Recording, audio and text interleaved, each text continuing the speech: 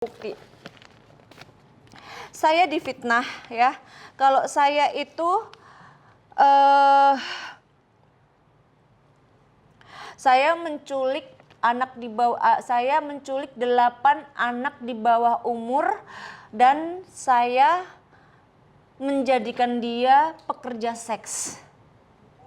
Dan itu saya bisa buktikan itu dari inisial H, mantan ex-lawyer saya.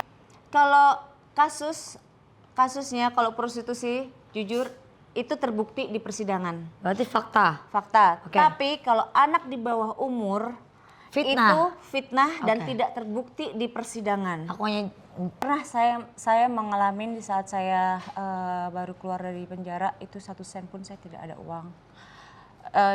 Untuk jangankan untuk naik Grab pulang ya.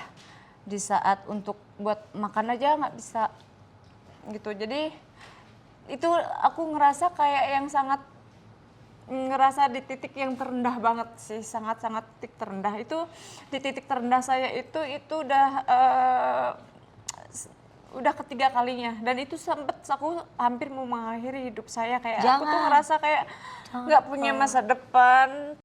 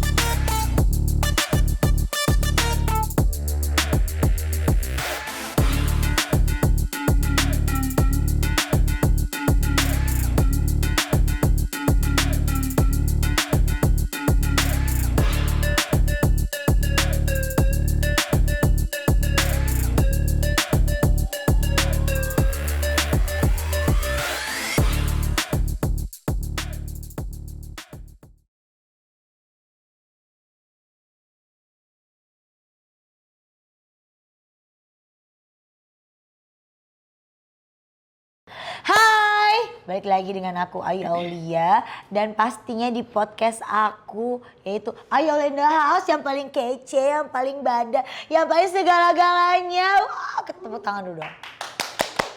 Oke, enggak bisa. Gila ya, udah dibayar mahal-mahal. Maksud kau? Kok tepuk tangannya lemas? Lagi dong, tepuk tangan dulu untuk Ayu Aulia. Nah, jadi hari ini kita kedatangan kakak Sintiara Alona. Kok tepuk tangannya dikit sih? Gila ya.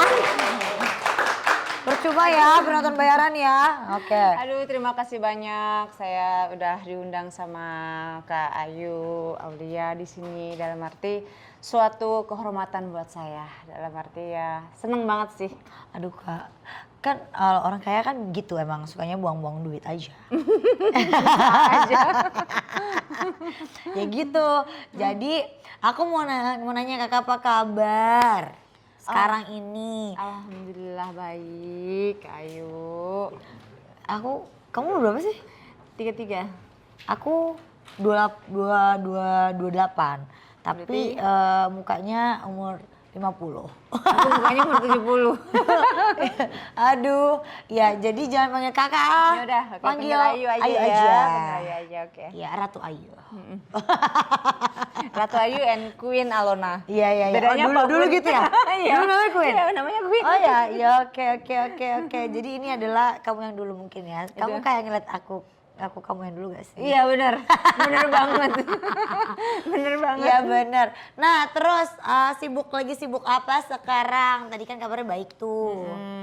Sibuk apa? Saat ini sibuknya sih sebenarnya pertama aku lebih refreshing diri ya, lebih meng-freshkan diri aku, mental aku, psikologis aku dan juga semuanya lah. Saya lagi menetralisirin dulu dan juga refreshing dulu. Dan banyak rencananya sih untuk ke depan, yaitu terutama untuk bisnis ya. Nah iya itu yang mau aku tanya. Bisnis apa yang kakak lagi jalanin sekarang? Jujur kalau saat ini saya belum menjalanin bisnis apapun karena masalah keuangan ya. Masalah keuangan kan waktu pas Katanya kayak Raya dulu.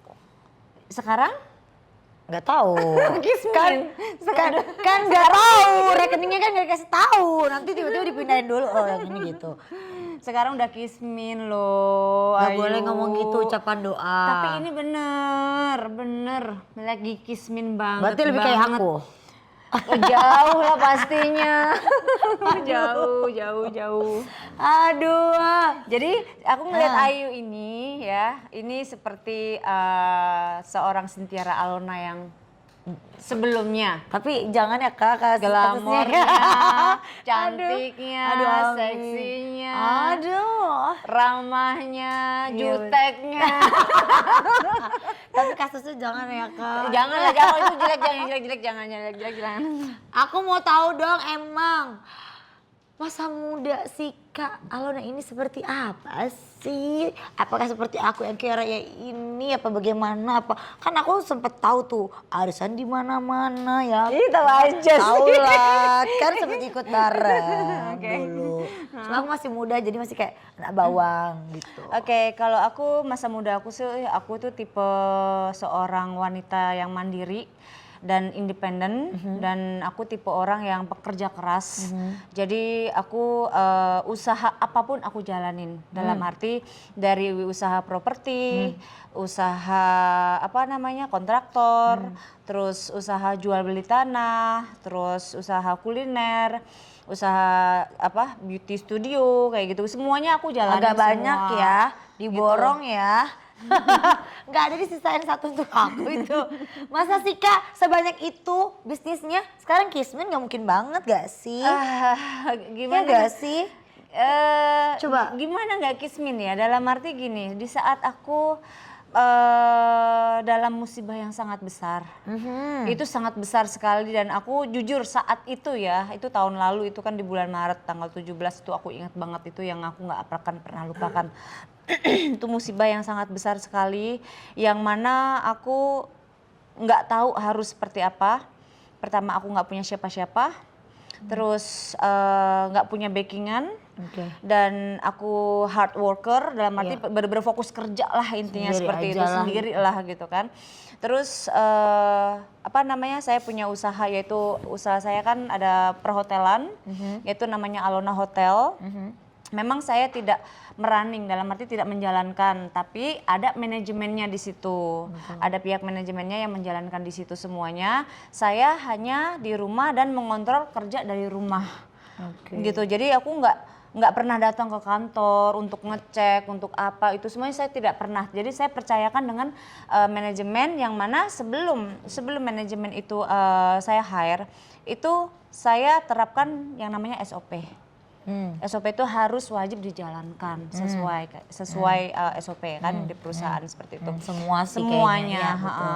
Nah, dan di saat ini ngobrol kita singkat ya, dalam arti tiba-tiba di saat saya baru pulang dari luar negeri, saat saya ada berobat di luar negeri, saya pulang di bulan Februari. Kenapa tuh Kak, maaf aku potong, berobat kenapa? Emang Kakak ada sakit apa? Lambung. Oh jadi Kakak dari luar negeri itu? Endoskopi. Oh. Endoskopi, lambungnya parah Orang banget. kaya dulu bener ya berarti ya, kalau misalnya endoskopi aja ke luar negeri ya say. Ya kan, gue aja endoskopi Ya cuma di Allah. situ di Menteng. Asuransi loh Bu, yang bayar Bu. Loh kan dulu memang kaya kan? Dulu memang kan kamu punya hotel. Amin, amin. Dulu itu kan siapa yang tak mengenal Cynthia Alona, model panas, ya kan, yang seksi dan rupawan, ya kan, yang mempunyai hotel dan mobil mewah di mana-mana, ya kan, Allah, gitu. amin, Tapi amin. kenapa sekarang aku mendengar ini agak sedikit tergerak hatiku ya, maksudnya, kok bisa sih Kak semua itu habis dengan cepat gitu? Maksud aku kan itu kan kayaknya nggak bisa 7 turunan deh. Kayak aku kan gitu 7 turunan nggak habis gitu. Oke, aku di Jakarta ini merantau dari umur 17 tahun. Dan aku mempunyai adik bungsu ya yang aku harus biayain. Dan jadi aku tuh kuliah di NUS National University of Singapore, itu aku bolak-balik Jakarta Singapura, Jakarta Singapura. Nah, kenapa aku ke Jakarta? Karena aku ambil side jobnya tuh kayak aku jadi model, main film, terus model iklan, apapun itulah yang penting aku menghasilkan karena aku di situ tuh ada tanggung jawabnya, ada tanggung jawab dengan adik saya dan ibu saya juga orang kampung gitu kan, saya ini bukan dari keluarga yang keluarga kaya lah bukan, tapi saya memang pekerja keras sekali gitu. Jadi di saat itu saya memulai dari sangat-sangat nol, saya memulai dari saya itu di Jakarta itu ngekos yang harganya itu sekitar 600.000. Nah itu ya waktu pas saya ke Jakarta, tapi saya kuliahnya tuh saya dapat biaya siswa di Singapura gitu kan, jadi saya bolak-balik dan alhamdulillahnya dengan seiringnya waktu Allah itu memberikan jalan dan memberikan rezeki yang berlimpah. Saya akuin itu sangat berlimpah sekali dalam arti setiap pekerjaan itu lancar aja gitu kan. Semuanya dikasih gitu ya. Jadi setiap honor itu kan setiap kita ada kontrak film, iklan, model, mau sinetron, itu tuh 50% di muka gitu kan. Setelah udah selesai kontrak baru dilunasin. Nah, di situ saya cara menabungnya itu saya membeli properti. Contoh saya membeli tanah. Terus saya membeli hotel belum. Saya membeli tanah yang rumahnya itu udah jelek tapi saya renovasi dan saya bikin bagus, mungkin modalnya untuk renovasi cuman ya paling banyak 100 juta, tapi keuntungan saya itu saya bisa jadi 300 juta. Dan saya sharing, saya ada partneran dengan yang menjualnya gitu, jadi saya bisa kasih dia itu 20%, 25% gitu, tapi modal semuanya dari saya berawal dari situ. Oke, I see. Berarti sebenarnya ada sama-samanya loh kita. Ya aku juga sama, aku juga tulang punggung punya adik bungsu yang harus aku biayain sama. Nah aku juga, mamaku orang kamu cuman sekarang udah terlanjur kaya. Begitu ya. Jadi sudah tidak, jadi embel-embel itu ya udah lah ya, karena kan udah kaya juga gak ada masalah gitu. Ya kan, cuman nih kalau tolak ukur menurut kakak, yang kakak bilang tadi, aduh beb aku udah kismini, aku udah gak punya apa-apa, aku udah gak ada harta lagi, bla bla bla. Tolak ukur menurut kakak yang gak punya harta itu seperti apa? Apakah tidak bisa makan ataukah aduh duit gue tinggal segini apa gimana? Kan beda-beda orang nih. Ya pernah saya mengalami di saat saya baru keluar dari penjara itu 1 sen pun saya tidak ada uang. Jangankan untuk naik Grab pulang ya, di saat untuk buat makan aja nggak bisa gitu. Jadi itu aku ngerasa kayak yang sangat ngerasa di titik yang terendah banget sih, sangat-sangat titik terendah. Itu di titik terendah saya itu udah ketiga kalinya dan itu sempet aku hampir mau mengakhiri hidup saya, kayak aku tuh ngerasa kayak nggak punya masa depan, terus ngerasa nggak bisa apa-apa lagi, terus kan aku hidup berdua ya sama adikku gitu kan, terus adikku juga ikut masuk gitu kan, jadi kami ini tidak ada yang ngurus dan nggak mungkin juga aku tuh merepotkan ibuku kan orang tua dan orang kampung nggak ngerti apa-apa lah di Jakarta gitu kan, sedangkan saya ini sama adikku berdua gitu, tapi adikku dua-duanya masuk gitu kan, jadi kami tuh ngerasa kayak bener-bener nggak ada yang ngurus lah. Nah di saat ada seseorang yang menawarkan diri untuk mau mengurus saya dan membantu lah gitu kan. Jadi saya ngerasa kayak tergiur gitu loh dengan iming-iming yang menurut saya tuh oh iya percaya, karena di saat itu saya kondisinya sangat tertekan. Selain saya tertekan, stres, bingung, nggak punya siapa-siapa, jangankan ya saya nggak punya siapa-siapa, bener-bener nggak punya siapa-siapa gitu loh. Dalam arti saya juga punya ya teman ada lah, tapi kan teman-teman yang dulu di saat kemana? saya tidak akan mungkin mau membuat repot ataupun menyusahkan seorang teman.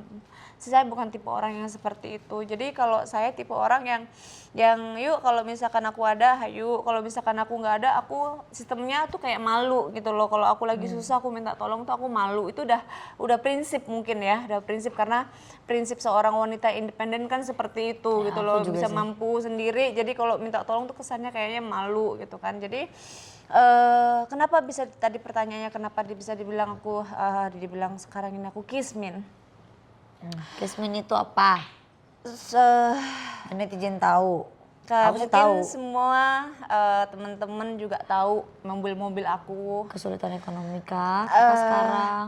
Mobil aku itu sudah tidak ada semua ya. Kemana? Karena kan saat itu kan COVID ya 2 tahun, dan saya ini butuh suntikan dana. Ya untuk biaya maintenance, biaya karyawan, biaya operasional dan lain-lainnya. Yang namanya hotel kan pasti kita membutuh biaya tersebut, plus biaya pajak per bulannya itu sangat wajib, mau ada income dan nggak ada income. Kan seperti itu. Jadi saya relakan Range Rover, Alphard, terus Porsche. Porsche kuning, betul. sama mobil saya yang lain itu sekitar ada 5 mobil, saya lepas semua. Kenapa? Emang nggak dijual ke aku sih kak? Saya jual cepet karena apa ya? Karena butuh suntikan dana, karena kan saya seorang diri gitu loh. Saya nggak ada temen yang maksudnya nggak ada partner bisnis tuh nggak ada gitu. Jadi nggak ada sharing untuk gimana nih kita butuh suntikan dana, kita butuh maintenance, ini bocor, ini harus diperbaikin dan ini harus diganti bednya dan AC-nya harus ini. Jadi semuanya aku harus mikir sendiri gitu loh. Jadi semua mobil itu nggak ada gitu.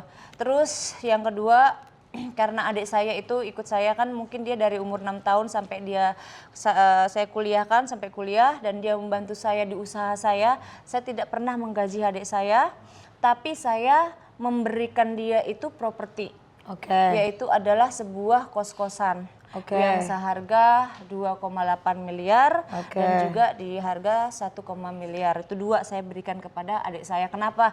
Karena saya tahu adik saya ini seorang laki-laki yang mana kedepannya dia akan menjadi kepala rumah tangga. Jangan sampai dia itu bisa dibilang bahasa kasarnya itu numpang hidup lah. Numpang hidup sama seorang wanita, akhirnya nanti nggak dianggap sama. Nah itu maksud aku seperti itu. Nah itu pun bukan cuman saya sendiri yang berusaha untuk fight bagaimana ini kita selesaikan masalah ini gitu kan. Adik saya pun menjual kos-kosan yang saya berikan dua-duanya, dan di situ adik saya juga sebenarnya juga yang satu itu juga ditipu. Namanya kita di dalam terus ketemunya juga pasti juga orang-orang kriminal semua ya kan, jadi ketemunya orang-orang nggak bener semua. Terus yang satu bener jualnya. Kakak ditipunya tuh pasti dalam sama orang yang dalam. Kalau saya ditipunya sama ex lawyer yang pertama ya. Yang pertama ex lawyer itu laki-laki. Saya ketemu di dalam penjara Polda, inisialnya H.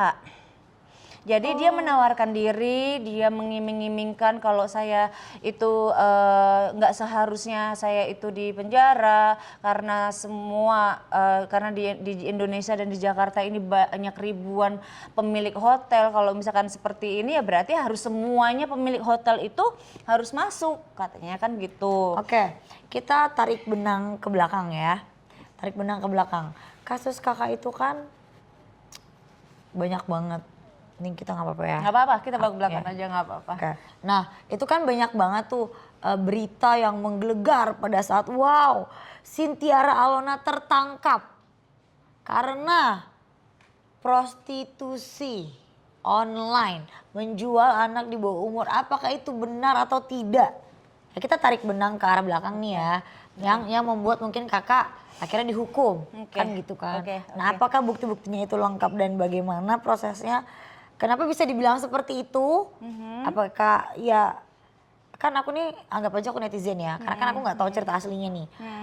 Nah, itu tuh ceritanya kan kakak punya hotel. Iya. Nah, berarti kakak memberikan fasilitas kepada anak-anak yang di bawah umur itu atau bagaimana? Ceritain lah. Oke. Karena mungkin netizen juga pengen tahu kan. Oke, kalau saya ini adalah cuman pemilik hotel, Alona Hotel tersebut hanya satu-satunya. Yaitu saya tidak punya partner sama sekali. Dan perizinannya itu pun sangat resmi. Semuanya resmi. Kalau tidak resmi nggak akan mungkin setiap bulannya itu saya ditagihkan pajak bulanan penginapan di situ. Nah, itu sangat resmi sekali surat-suratnya. Namun kalau misalkan dibilang kalau misalkan saya ini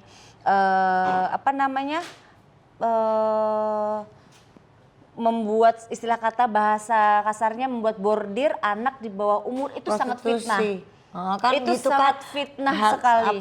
Kan aku cuma membaca, agak-agak ngeri ya. Ya itu ya aku ya tahu. maksudnya kan kayak beritanya tuh aduh, ya ampun gitu kan. Ada catatan saya yang oke. Oh, Ini dicatat. ada beberapa yang sangat memfitnah saya ya. Inisial dia ini ex lawyer saya.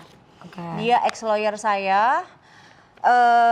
Saya saat itu bingung. Di dalam kan saya tidak memegang komunikasi. Betul. Dan tidak ada wartel. Tidak boleh juga ya. Dan juga hanya yang berkunjung saja itu yang bisa masuk berkunjung yaitu kuasa hukum dan keluarga gitu. Sedangkan keluarga kami tidak punya.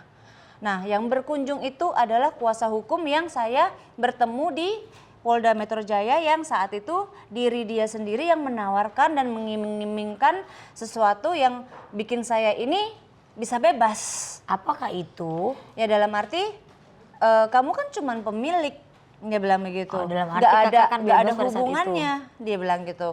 Jadi tenang aja kamu akan bebas, dia bilang begitu. Terus saya tanya, ini saya tidak mau bebas sendiri, saya harus bebas dengan adik saya. Karena saya ini datang ke Polda ini untuk membantu adik saya, permasalahannya apa? Kok adik saya bisa dibawa ke Polda? Jadi saya ini tidak ditangkap. Saya tidak digerebek, saya tidak ditangkap. Tapi Jadi saya itu hanya berita aja. itu hanya berita aja. Nah, yang terjadi sebenarnya di TKP itu seperti apa, Kak? Gitu saya jadi saat itu saya lagi ada di rumah.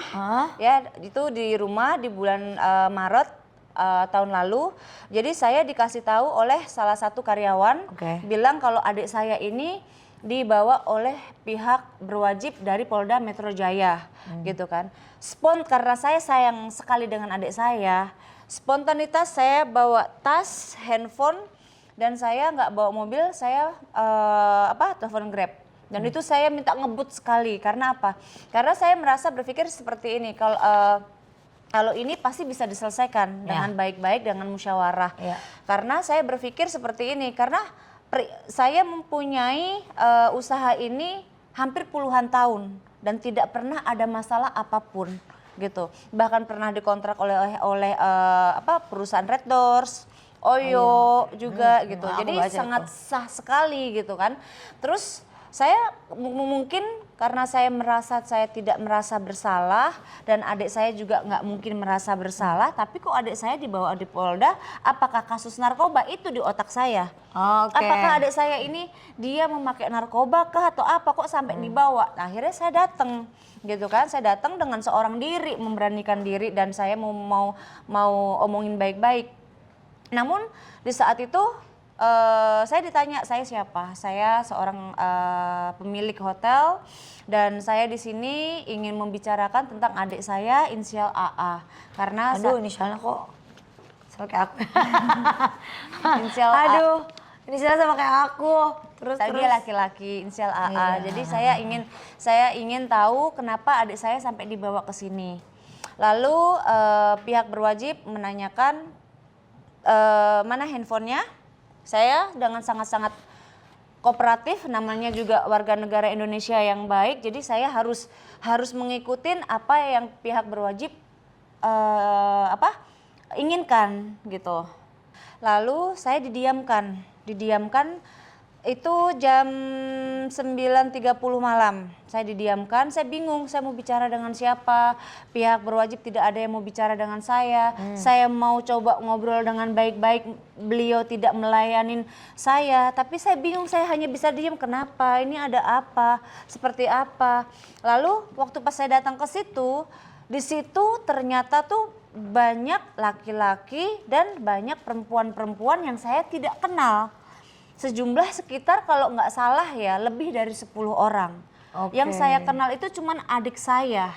Gitu loh. Dan itu saya bingung dan saya dimasukkan di unit 4, Renata unit 4 di situ, saya dikumpulkan di situ sampai paginya dan sampai saya tidur di situ juga saya bingung. Ini saya kenapa ya? Ini ada apa ya? Kok ini yang nginep di hotel saya kok pada di sini semua ya? Jujur saya bingung di situ gitu kan. Jadi mereka juga ditahan? Mereka ditahannya itu cuma 24 jam. Kalau saya, adik saya sama yang satunya lagi namanya yang saya ingat itu Ucok, itu ditahan hampir 3 hari ya, seingat saya hampir 3 hari di sana dan langsung diproses BAP dan lain-lain, dimasukkan ke bawah sel gitu. Dan saya bingung kok saya ini salah apa? Saya bingung, perizinan saya lengkap, bayar pajak nggak pernah telat, tapi kok ini seperti ini ada apa? Jujur saya tidak tahu sama sekali di saat itu dan saya bingung. Saya minta tolong sama siapa? Saya bingung dan yang saya minta tolong itu, tolong Pak, saya butuh telepon 1 orang biar bisa membantu saya. Saat itu saya hanya ingat teman lama saya yaitu adalah ex kuasa hukum saya yaitu Sunan Kalijaga. Tahu ya. Sunan. Saya telepon beliau, lalu saya bilang bantu saya dan saat itu saya kan booming di media tuh seperti apa bagaimana. Itu semakin saya tertekan gitu loh. Nggak tahu kenapa saya semakin tertekan, semakin ditekan juga. Terus tiba-tiba saya dirilis dan dirilisnya itu saya seperti kayak ngerasa kayak apa ya? Pertama kayak saya itu bukan masalah malunya ya. Tapi prostitusi itu benar atau tidak? Adanya kenapa bisa ada orang-orang itu prostitusi itu benar adanya atau tidak? Fitnah atau fakta? Kalau kasusnya kalau prostitusi jujur itu terbukti di persidangan. Berarti fakta. Fakta. Tapi kalau anak di bawah umur itu fitnah dan tidak terbukti di persidangan. Aku hanya tanya 2, fitnah atau fakta. Ya. Oke, jadi Kak, ini kan agak berat ya pembicaraan kita ya, karena udah bawa-bawa masalah hukum nih ya. Nah, dari permasalahan kakak sama ex-lawyer kakak ini kan masih dugaan atau udah masuk laporan. Nah itu nanti kan kalau masalah masuk laporan sih dan apa semuanya sih itu nanti akan saya serahkan kepada kuasa hukum saya. Oke, nanti kita akan jawab itu abis ini ya, karena ada beberapa pertanyaan lagi yang aku akan tanya ke Kak Alona. Oke, jadi kalau Kak Alona mau ngomong sama netizen nih, ini anggap ini adalah netizen yang maha benar dan sebagai penghuni surga ya, seperti itu menurut aku, karena ya mereka kalau ngomong tuh kayak paling benar aja gitu loh. Jadi ini netizen, silakan kakak ungkapin apa yang kakak mau ngomong tentang bulian-bulian itu yang menyakiti hati kakak. Jujur ya, apapun yang dikatakan oleh netizen saya tidak ada rasa sakit hati. Saya tipe orang pemaaf.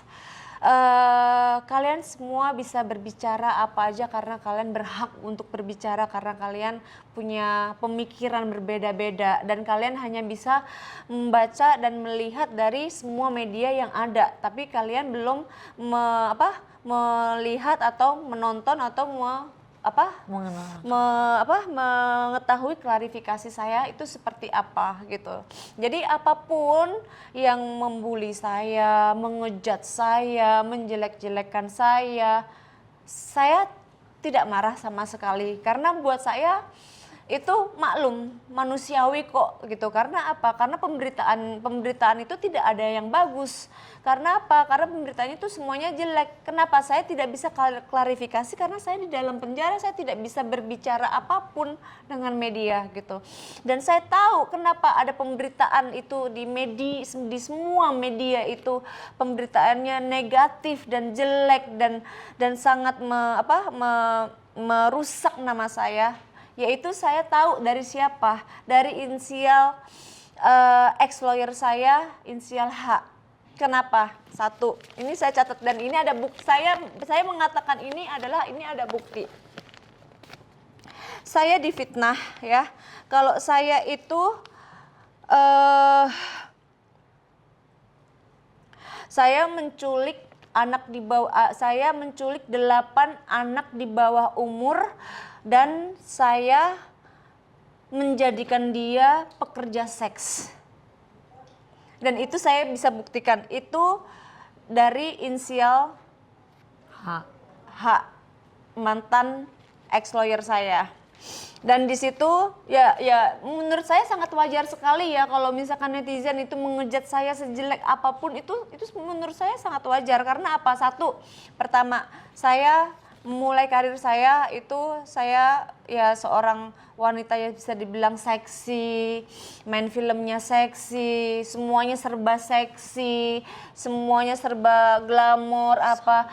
Ya pasti masyarakat agak nyelekit ya saya. Jadi masyarakat pasti berpikirnya juga jelek gitu loh. Jadi buat saya nggak masalah karena semua manusia mempunyai asumsi berbeda-beda dan berpikiran berbeda-beda. Dan jujur buat netizen yang sudah menghina ataupun apapun omongan jelek untuk saya maafkan karena saya sangat mengerti sekali di pemikiran kalian itu seperti apa. Dan juga dan saya tidak terimanya itu kepada ex lawyer saya itu, dia itu ngomong di beberapa media. Dia udah muncul di media. Iya, dia muncul di media di saat saya cabut surat kuasa. Kenapa saya mencabut surat kuasa itu bukan dari telepon ataupun surat, bagaimana, tidak. Jadi di saat pertama sidang di depan hakim dan di depan jaksa. Saya mencabut surat kuasanya. Kenapa? Karena di saat itu saya pernah memberikan surat kuasa jual rumah kos-kosan.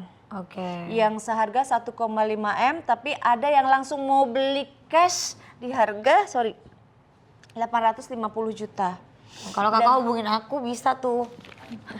Deal kita udah punya kosan aku. Tangerang. Ya kan? Tapi kan tidak ada kata terlambat. Betul, nggak ada kata terlambat. Terus nih Kak. Kakak kan dulu glamor banget. Apa yang kakak ambil hikmah dari hidup kakak? Dan kakak resapi deh. Apa sih yang salah? Kenapa kok gue sekarang bisa begini? Dulu kan gue begini. Glamor banget. Itu semua bisa gak sih balik lagi? Pernah ada kayak gitu?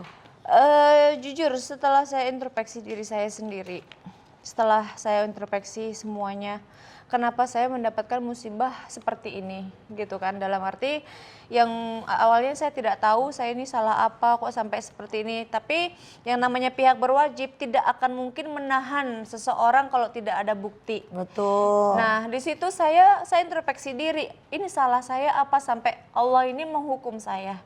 Setelah saya introspeksi diri saya sendiri, ternyata di saat saya sukses, ternyata saya tidak pernah zakat. Saya tidak pernah menzakat harta. Oh, Itu di situ, Itu di ya, situ, di itu situ. poinnya Ini saya sangat-sangat jujur ya. nah jadi Dan itu kan ini juga pelajaran untuk netizen ya atau siapapun itu yang kalian ada berlebih harta, mungkin berlebih uang, berlebih rezeki ya mungkin bisa bagi-bagi gitu kan. Kalau aku kan memang kaya raya ya kan, tapi aku kalau bagi-bagi ya nggak usah ngomong ke kalian lah. Apa sebenarnya harus kalau ngomong? di agama Islam itu kan berapapun Nanti ria. harta kita itu kan senilai berapapun itu kan 2,5% itu wajib Betul, untuk tapi kan sebenarnya dizakatkan. terserah kita kan, nggak juga. Enggak, itu wajib, Oh. sangat wajib. Dan Aduh, saya Alemo. tidak pernah sama sekali. Saya hanya cuman membayar pajak tapi bukan zakat. Itu sangat-sangat beda. Dan di situ saya ngerasa, oh pantesan Tuhan mengambil semua apa yang saya punya itu satu persatu, satu persatu, satu persatu. Dan bisa dibilang ini hampir habis. Kak nggak apa-apa. Gitu, dalam arti ini sangat pelajaran terbesar sih. Ini dalam arti gimana ya, dengan itu saya alhamdulillahnya saya selalu mengambil positifnya. Sabar, Iya, sabar.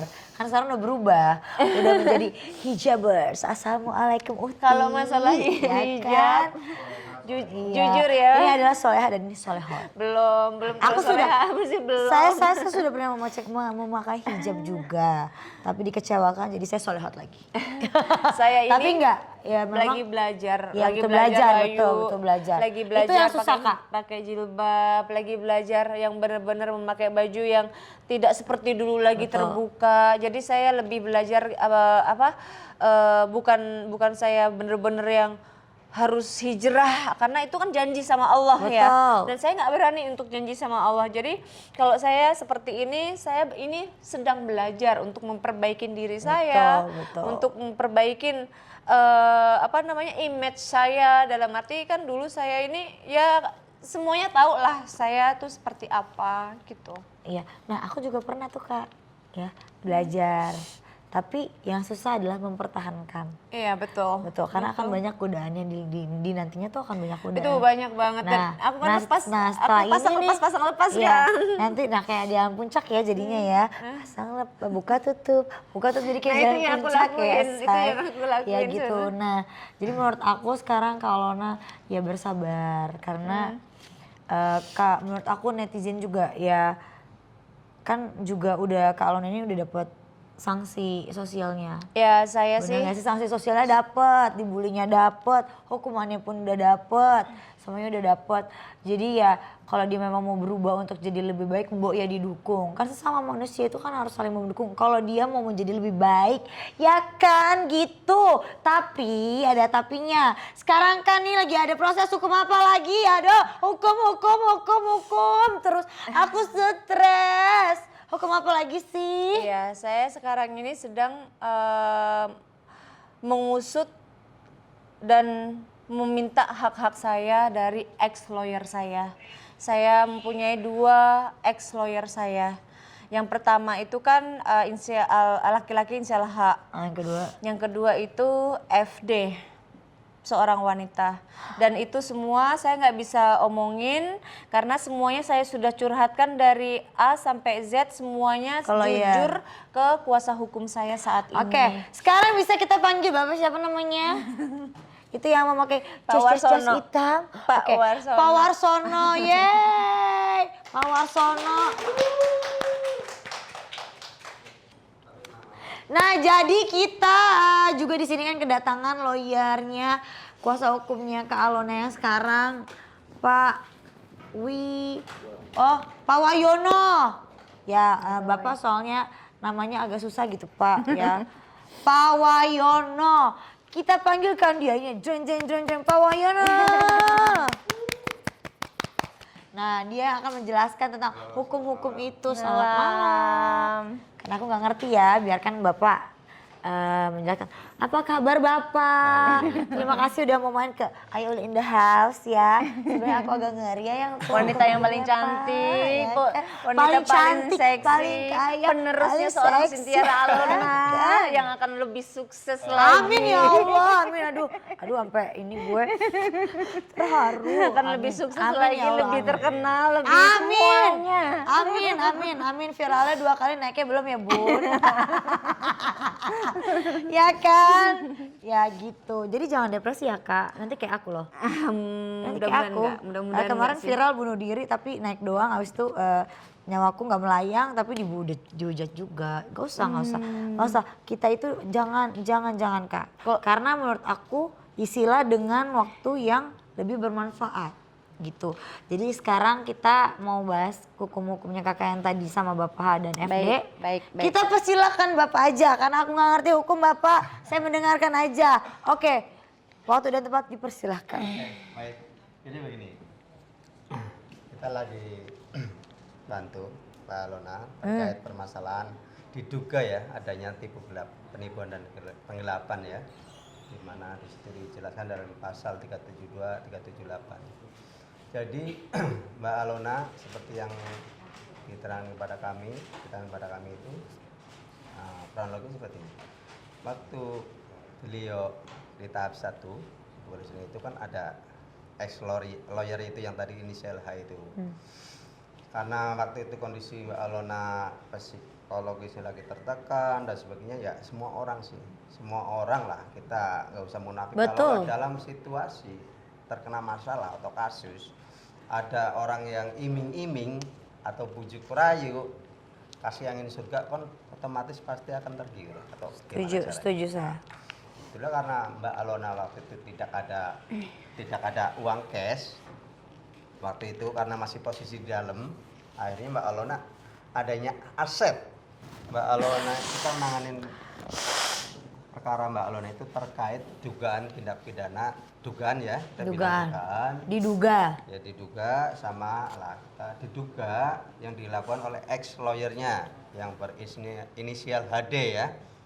Waktu itu kejadiannya pas Mbak Alona itu waktu di tahap 1 di Polda Metro Jaya, ya Mbak Alona posisi tertekan, psikologisnya sangat terganggu. Pokoknya namanya semua orang kalau lagi terkena masalah atau kasus pasti kalau ada orang datang anggap kasih angin surga ya, pasti kan anggap aja ini dewa nih bagi saya kan gitu. Ya, betul. Kita udah sering kali menangani klien pun seperti itu pasti. Orang nggak punya pun gimana caranya? Betul. Hutang kayak apa gimana kan pasti. Kondisi saat itu Mbak Alona itu tidak ada uang cash karena posisi kan di dalam. Betul. Jadi Mbak Alona ngasih aset, saya adanya aset. Sebenarnya gitu ya. itu untuk membayar fee yang diminta itu 50 juta. Oke. Nah, jadi karena ada fee 50 Itu murah juta. tau Kak. Ya makanya Ya saya kan? langsung Ya mau. kan? Oh, benar. Ini kan termasuk yang itu saya katakan tadi, bujuk rayu. Bujuk rayu benar itu. Mungkin Mbak Alona kan murah, terus Nanganin dua perkara juga, ini banyak kan seperti bukan itu.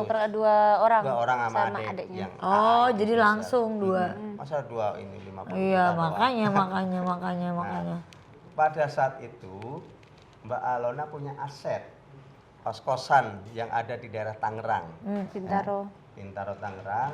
Akhirnya Mbak Alona bilang saya nggak ada uang cash tapi adanya aset kos-kosan. Oke. Akhirnya singkat cerita langsung kasihlah surat kuasa jual kepada si ex lawyer ini.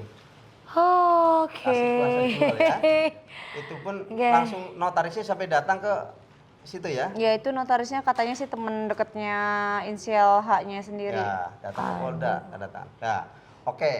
Singkat cerita, itu kos-kosan lakunya kan 850 juta. Kalau kita hitung-hitungan fee-nya aja kan cuma 50 juta. Berarti kan masih sisa 800 juta. Nah, maksudnya Mbak Alona itu disimpan lah buat nanti keperluan apa kan gitu, karena dia kan posisi di dalam. Betul. Nggak bisa komunikasi, apalagi untuk Nggak bisa hubungin ibu saya karena apa kalau misalkan saya bisa hubungin ibu saya kan saya bisa taruh ke uangnya ke ibu saya. Sementara tidak bisa menghubungin siapa-siapa. Contoh misalkan kamu kuasa hukum aku nih si Ayu datang, ya hanya bisa kita ngobrolnya lisan gitu loh. Misalkan hanya ini keluarga ngobrolnya cuma lisan. Pas datang aja. Dan yang pas datang aja, jadi nggak bisa komunikasi. Jadi saya nggak punya siapa-siapa yang untuk taruh uang tersebut gitu loh. Harusnya kenal aku. Nanti aku habisin uangnya buat beli Hermes. Jangan Udah nanti nggak mampu gue lagi aku udah nggak mampu jangan lagi. nanti gue habisnya dilaporin cowok ya. Jangan. Lanjut. Nah, setelah Mbak Alona bebas demi hukum dari kemarin tanggal 19 Juni ya, 19 Juni 2002, Mbak Alona kan namanya, ini kan masih ada nih hitung-hitungan yang tadi saya bilang yang 800 nih. Kan bermaksud menanyakan seperti apa, kan gitu. Tapi kita udah kasih, Mbak Alona udah sempet ini komunikasi waktu itu ya? Saya tidak ada pernah komunikasi sama dia, nggak ada sama sekali. Jadi nggak ada, intinya saya udah waktu kemarin konferensi pers tanggal 7 Juli ya, hari Jumat kemarin kita udah sampaikan waktu itu di teman-teman media juga, kasih waktu 7 kali 24 jam agar kooperatif lah, selesaikan dengan cara kekeluargaan. Karena di dunia hukum kan setiap permasalahan ada asas kita, ultimum remedium itu ya kan. Sebaik-baiknya permasalahan selesaikan di luar. Sebelum nggak usah lewat pidana dulu lah, kekeluargaan dulu aja. Somasi dulu. Kan gitu ya. Iya betul. Tetapi setelah kita lempar itu, ya kita teguran atau apalah, bisa dibilang kita peringatan. Kemarin ada teman-teman media yang ngabarin kita itu dia intinya mengelak dan menyangkal itu semua. Malah dia bicara dia yang rugi 15 juta. Dia udah hitung-hitungan rugi 15 juta. Kita pegang loh, alat bukti itu tersebut ya, kita pegang. Mbak Alona kaget juga. Loh, hitung-hitungannya kapan? Sama siapa? Alah. Kan begitu. Orang dia posisi di dalam, udah hitung-hitungannya gimana coba? Iya sih. Ya kan? Bingung juga Yang ya. namanya kalau misalkan contoh misalkan nih aku butuh uang, aku butuh uang buat makan, butuh 1 juta. Kwitansi kita bisa beli kok di Indomaret. Ya. Jumlah uang, keterangan, materai, dan saya tanda tangan. Betul enggak? Betul. Sedangkan dia pasti memegang KTP saya. Kan dia saat itu kuasa hukum saya. Di situ. Jadi ini Kak, tidak mau ada minum? sama sekali. Silakan minum. Iya. Dan Takut ini aus. tidak ada Aku sama minum. sekali gitu loh. Dan yang lebih menyakitkan saya itu adalah ini kalau saya jujur, saya fitnahan yang dibuat oleh Mr. H ini yang saya tidak terima adalah satu, dia memfitnah saya di semua media dan itu ada buktinya. Saya ngomong ada buktinya.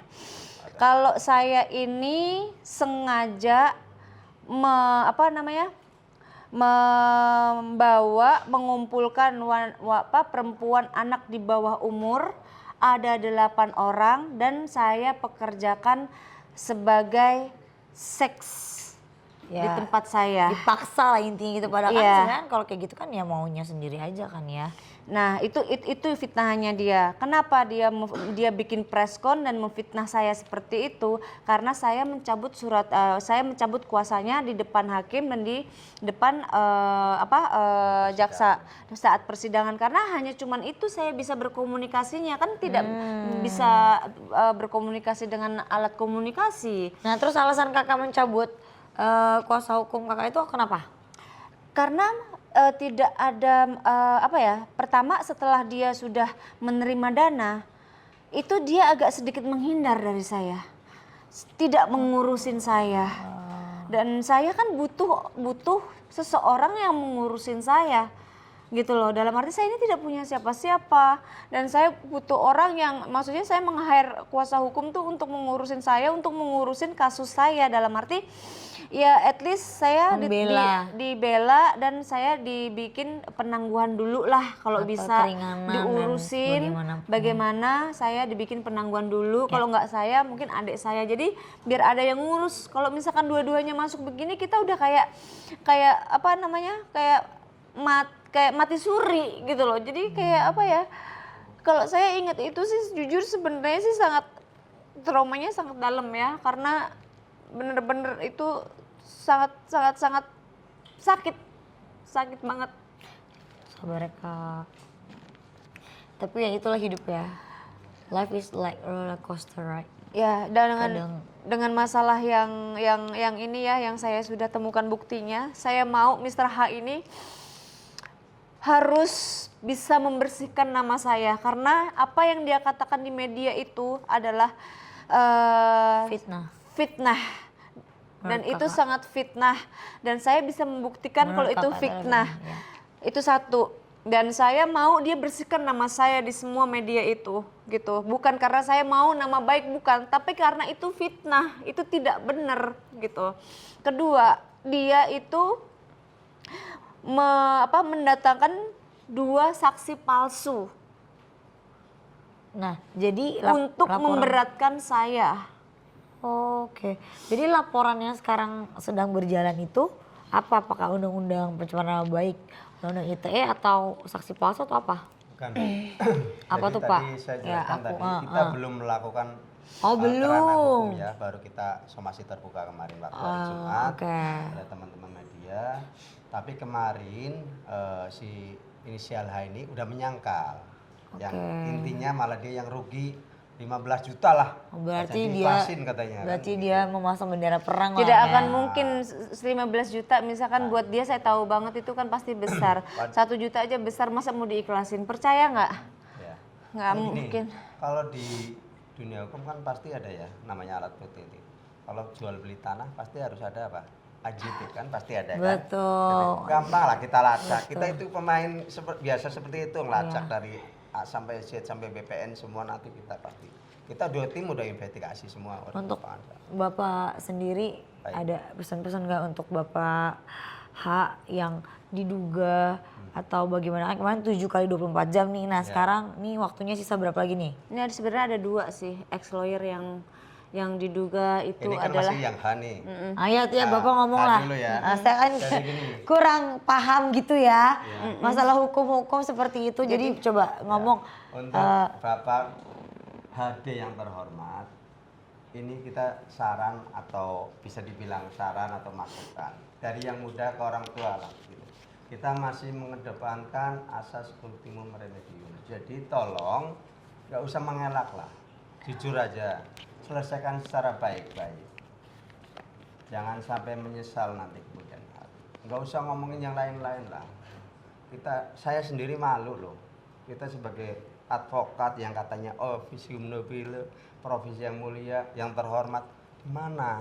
Apalagi sekarang ini banyak muncul yang maaf ya tanda kutip seperti itu. Betul. Kita lawyer kan jadinya gimana? Betul. Gitu. Menjadi pertimbangan atau sempat sadar lah, jangan sampai memalukan profesi. Betul. Aku setuju sama Bapak. Gitu ya. Setuju banget. Nah ini benar-benar jangan. Nah ini adalah lawyer yang baik. Nah Bapak, aku minta tolong. Ini kan temen aku baik. Ya, janganlah disakitin lagi. Sudah cukup dia tersakiti. Janganlah jadi nambah 3 orang, 4 orang, 5 orang. Tolonglah ya. Udahlah cukup 2 orang aja gitu. Biarlah gini, karena kan akan ada hukum tabur tua ya. Betul. Nah, biarlah nanti dia akan menuai karmanya seperti itu. Ya Kakak, menurut aku kan di sini Kak Alona juga udah Insya Allah kesulitan kita jaga ekonomi ya. Integritas lah, integritas. Nah, itu yang kode penting. Etik itu yang penting. Nah, itu yang penting sebagai Jujur, lawyer kan. saya dari awal juga sebenarnya untuk konferensi pers juga saya nggak terlalu ini ya. Enggak, saya yang mau saya minta. takut dikirim pansos gitu. Enggak, saya yang Pansos itu bukan pansos ya, karena gini, karena kadang artis itu butuh kuasa hukumnya ada di samping. klarifikasikan Ya, pastinya. karena kalau si artis itu ngomong sendiri nanti ada yang salah Dari masalah baru dari kan? lisan jadi masalah baru nih. Nah lebih baik yang mengerti hukum aja deh kita limpahkan kan seperti itu. Baik. Itu aja sih. Nah kalau yang botak itu kan memang pansos ya say gitu. Oke ada sekian. satu lagi sebentar. Oh, apa itu? Saya Apa mau lagi? Apa lagi klarifikasi itu? Oke tentang klarifikasi lagi. My ex lawyer yang wanita, mohon dijelaskan. Oh iya yang satunya lagi tuh belum. Dan ceritanya ini besar. 2 nih. Oh ya yang tadi kan yang HD itu. Yang HD. Ah. Ini setelah ganti namanya yang inisial FD nih. Ini yang cewek? perempuan, Seorang wanita. gitu kan? Oh. Nah ini ceritanya 12 nih. Ini cuman asetnya ada di Salemba ya. Salemba, Jakarta Pusat ini Paseban dari situ. Oh, apa itu rumah, mobil, Rumah atau- kos-kosan. Kos-kosan juga. juga? Banyak ya kan kos-kosannya? Itu waktu itu sama Banyak ceritanya. ya? Apakah kakak bisa membeli penthouse seperti aku lagi ini? Pengen kalau dikasih. Aduh. Tenang kak, nanti kita beli sama-sama. Jadi yang Ya. di Salemba ini malah ini asetnya lumayan juga ya. Saya 1,7 belinya ya. Beli awalnya. Awalnya 1,7 sama karena dia posisi di dalam kan memang nggak bisa apa-apa, jadi saya punya aset ini, yang satu udah anggap aja lah udah itu keep dulu kan. Nah, dia kasih surat kuasa jual juga. Oh padahal harusnya yang HD itu ya udah kasih aja gitu ya. Yang kasih aja ke si FD ini gitu kan. Tapi susah ya, nggak Ini boleh ya. beda kasus ini. Ini beda kasus, beda ex lawyer. Masa kan Jadi masih, dua masih kali ada ganti. uang di HD itu, harusnya kasih aja si HD itu. Jadi gitu si ya. HD ini Nggak mau? Nggak mau? memang menghindar dari saya. Oh, Jadi saya oke. mau nggak mau saya harus cari sendiri uang tersebut gitu loh. Agak berat. Dan makanya Jadi sekarang Kak Alona punya aset apa aja? Jawab cepat ya. Kak Alona, fitnah atau fakta kamu beneran miskin sekarang dan susah ekonomi? 50-50. Berarti masih ada, masih kaya ya. Masih ada alhamdulillah. Untuk Ya, tinggal nanti masih nggak ada. jadi itu dong, hanya diganti. Masih ada alhamdulillahnya. Yang penting sih. tempat tinggal ya. Yang penting tempat tinggal. Yang penting tempat tinggal masih ada ya. Terus fitnah atau fakta kakak pakai hijab hanyalah untuk pencitraan belaka. Fitnah karena saya memakai hijab ini adalah jujur. Di saat saya di dalam penjara, saya mendekatkan diri kepada Yang Maha Kuasa. Saya hampir setiap hari saya berpuasa. Saya ingin minta dibukakan pintu, yang namanya ada pintu masuk pasti ada pintu keluar. Betul. Yang oke. namanya seorang agama muslim itu kan pasti harus menutup aurat. Dan jujur bukan pencitraan saya memakai hijab seperti ini. Berarti tapi fitnah. saya sedang belajar. Oke, jawab fitnah atau fakta aja kak, biar nggak lama. Fitnah. Oke, fitnah. Jadi fitnah atau fakta satu lagi, kakak trauma dengan teman-teman dekat kakak yang dulu kakak baik sama mereka, tapi sekarang kok kemana mereka? Oh hello teman-teman Kak Alona dulu arisan miliar-miliar itu pada kemana kalian? Hai, benar Ya, gak? benar. Fitnah atau fakta kakak trauma? Fakta, trauma. fakta, trauma.